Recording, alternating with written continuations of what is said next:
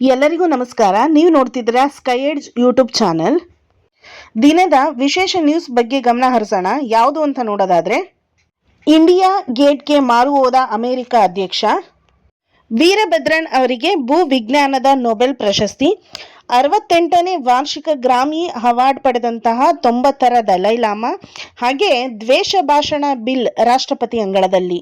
ವಿಷಯನ ನೋಡೋದಕ್ಕೂ ಮೊದಲು ನಾನು ನಿಮಗೆ ರಿಕ್ವೆಸ್ಟ್ ಮಾಡ್ತಿದ್ದೀನಿ, ಯಾರ್ಯಾರು ಈ ವಿಡಿಯೋನ ನೋಡ್ತಿದ್ದೀರಾ ದಯವಿಟ್ಟು ಸಬ್ಸ್ಕ್ರೈಬ್ ಆಗಿ ವಿಡಿಯೋನ ನೋಡಿ. ಅದು ನಮ್ಮ ನೆಕ್ಸ್ಟ್ ವಿಡಿಯೋಗೆ ಮೋಟಿವೇಶನ್ ಆಗಿರುತ್ತೆ.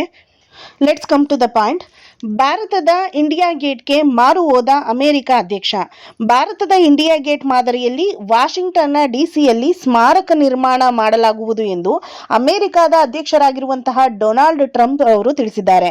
ಸೋಷಿಯಲ್ ಮೀಡಿಯಾದ ಟ್ರೂತ್ನಲ್ಲಿ ಇಂಡಿಯಾ ಗೇಟ್ ಚಿತ್ರಣ ಹಂಚಿಕೊಂಡಿದ್ದು, ಭಾರತದಲ್ಲಿರುವ ವಿಜಯೋತ್ಸವದ ಕಮಾನು ಅಂದ್ರೆ ಇಂಡಿಯಾ ಗೇಟ್ ಸುಂದರವಾಗಿದೆ, ನಮ್ಮಲ್ಲೂ ಅದಕ್ಕಿಂತ ಉತ್ತಮವಾದಂತಹ ಹಾಗೂ ಶ್ರೇಷ್ಠವಾದಂತಹ ಸ್ಮಾರಕ ನಿರ್ಮಾಣ ಮಾಡಲಾಗುವುದು ಎಂದು ಟ್ರಂಪ್ ಅವರು ತಮ್ಮ ಖಾತೆಯಲ್ಲಿ ಬರೆದುಕೊಂಡಿದ್ದಾರೆ.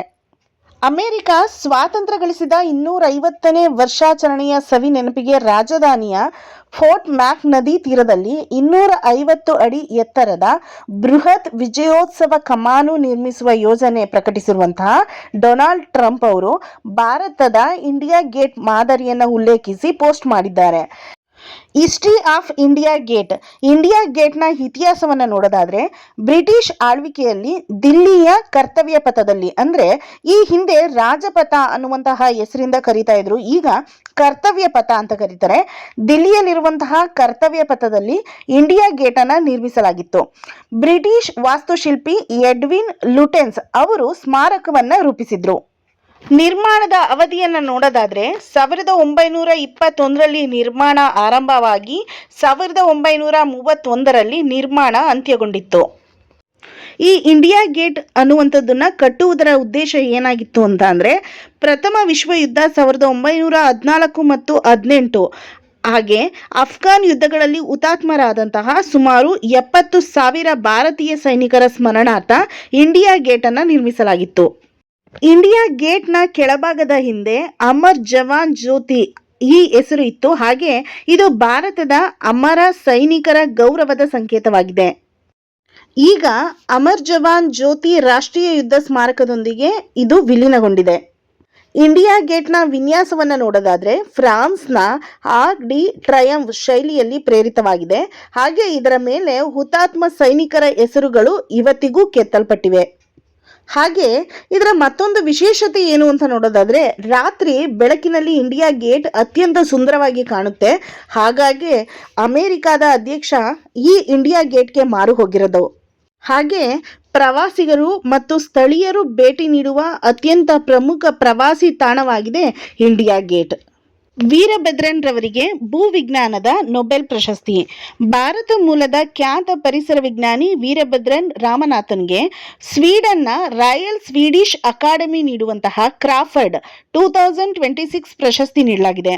ಪ್ರಶಸ್ತಿಯು 6.15 ಕೋಟಿ ಹಣ ಹಾಗೆ ಪುರಸ್ಕಾರವನ್ನು ಹೊಂದಿದೆ. ಕ್ರಾಫರ್ಡ್ ಪ್ರಶಸ್ತಿಯನ್ನ ಭೂ ವಿಜ್ಞಾನದ ನೊಬೆಲ್ ಪ್ರಶಸ್ತಿ ಅಂತ ಕರೀತಾರೆ.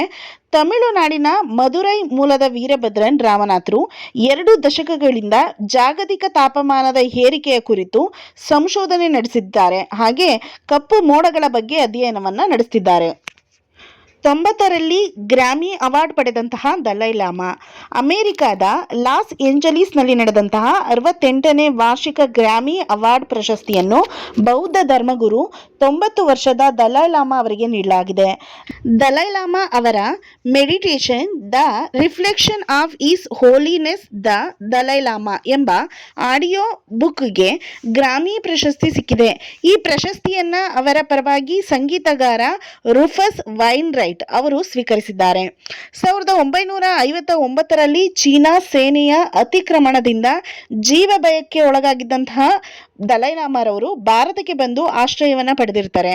ಇತ್ತೀಚೆಗೆ ಮುಂಡಗೋಡಿನ ಟಿಬೆಟ್ ಕ್ಯಾಂಪ್ಗೆ ಭೇಟಿ ನೀಡಿದ್ದು ಅಲ್ಲಿನ ಭಿಕ್ಷುಗಳಿಗೆ ಉಪದೇಶವನ್ನು ಕೂಡ ಮಾಡಿರ್ತಾರೆ. ದ್ವೇಷ ಭಾಷಣ ಬಿಲ್ ರಾಷ್ಟ್ರಪತಿಯವರ ಅಂಗಳದಲ್ಲಿ. ರಾಜ್ಯ ಸಚಿವ ಸಂಪುಟ ಸಭೆ ಅನುಮೋದಿಸಿದ್ದ ಭಾಷಣವನ್ನು ಜಂಟಿ ಸದನದಲ್ಲಿ ಸಂಪೂರ್ಣ ಓದಲು ನಿರಾಕರಿಸಿದಂತಹ ರಾಜ್ಯಪಾಲ ತಾವರ್ ಚಂದ್ ಗೆಹ್ಲೋಟ್ ಅವರು ಈಗ ಕರ್ನಾಟಕ ದ್ವೇಷ ಭಾಷಣ ಮತ್ತು ದ್ವೇಷ ಅಪರಾಧ ಪ್ರತಿಬಂಧಕ ವಿಧೇಯಕವನ್ನು ರಾಷ್ಟ್ರಪತಿಗಳ ಆಹ್ವಾನೆಗೆ ರವಾನಿಸಿದ್ದಾರೆ. ರಾಜ್ಯಪಾಲರು ಸಂವಿಧಾನದ ವಿಧಿ 200, 201 ಹಾಗೂ 254ರ ಅಡಿಯಲ್ಲಿನ ಅಧಿಕಾರವನ್ನು ಚಲಾಯಿಸಿ ವಿಧೇಯಕವನ್ನು ರಾಷ್ಟ್ರಪತಿಗಳ ಪರಿಶೀಲನೆಗೆ ರವಾನಿಸಿದ್ದಾರೆ. ಇಲ್ಲಿಯವರೆಗೂ ಈ ವಿಡಿಯೋನ ನೋಡಿದ್ದಕ್ಕೆ ನಿಮ್ಮೆಲ್ಲರಿಗೂ ಧನ್ಯವಾದಗಳು. ದಯವಿಟ್ಟು ಸಬ್ಸ್ಕ್ರೈಬ್ ಆಗಿ ಈ ವಿಡಿಯೋನ ನೋಡಿ, ಹಾಗೆ ಲೈಕ್, ಶೇರ್, ಸಬ್ಸ್ಕ್ರೈಬ್ ಮಾಡಿ ಸಪೋರ್ಟ್ ಮಾಡಿ. Thank you.